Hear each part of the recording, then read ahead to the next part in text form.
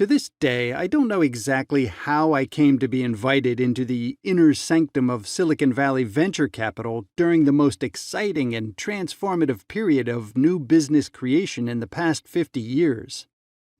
It was in the fall of 1995, right after I enrolled in the Stanford Graduate School of Business, when a woman who claimed to work for venture capitalist John Doerr at Kleiner Perkins Caufield Byers, KPCB, called and said Doerr would like me to meet him at his office on Sand Hill Road.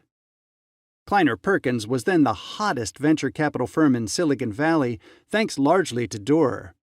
In 1994, he had led its investment in Netscape Communications, which had produced one of the first commercial web browsers, Netscape Navigator.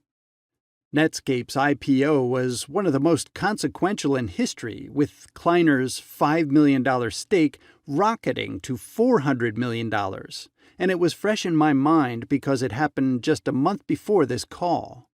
For a first-year MBA student, Doerr's request to meet with me was like the Pope asking for an audience with a seminarian.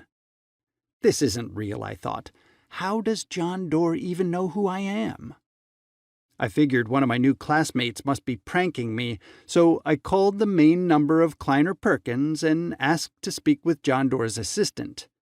When the same woman answered, I awkwardly stammered that I just wanted to be sure Mr. Doerr had requested the meeting.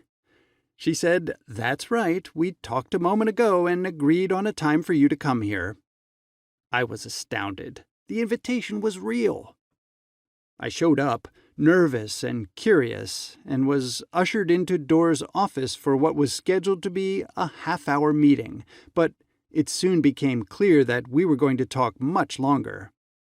Doerr wanted to hear about my time at the Hewlett Packard factories in Santa Rosa, California, where I had worked for 4 summers, starting as a teenager in 1983, and through my early undergraduate engineering years at the University of California, Berkeley.